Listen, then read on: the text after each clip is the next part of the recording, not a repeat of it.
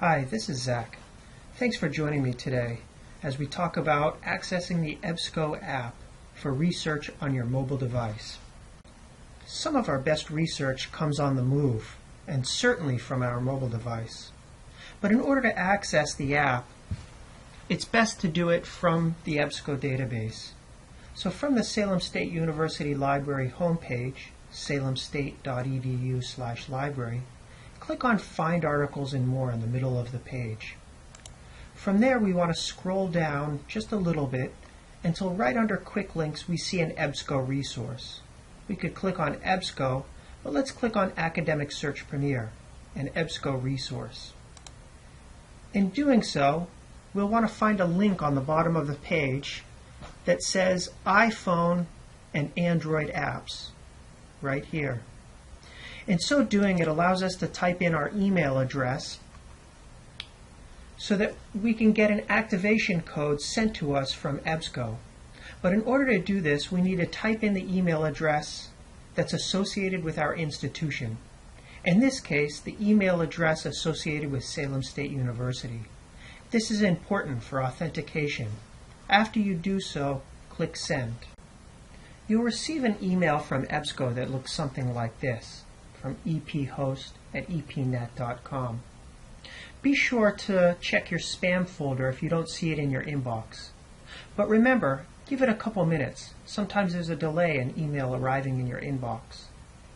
Next, down below where it says Step 2, view this email on your device, then tap this, the authentication key, which is a hyperlink that will automatically download the EBSCO app if it's not already loaded on your mobile device, your iPad, iPhone, or Android device.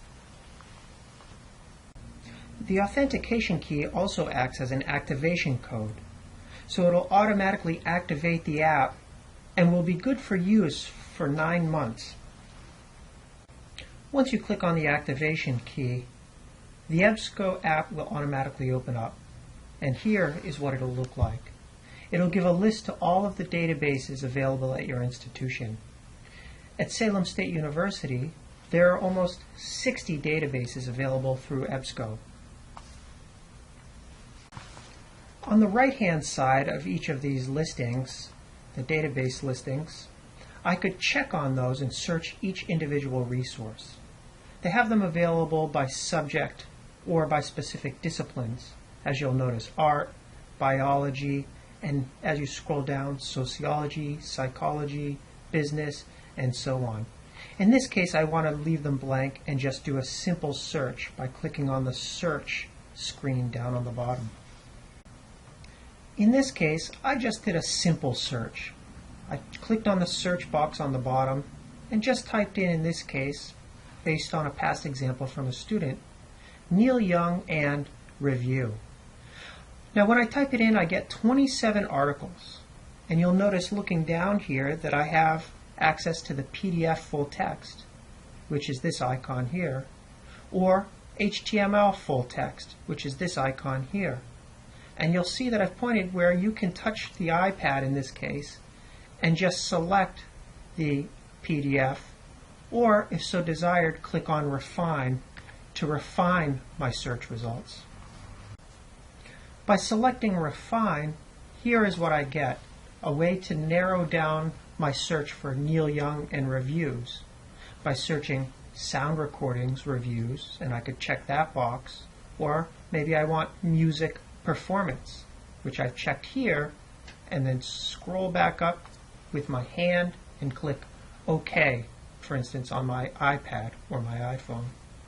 By selecting one of the results, I get to this page.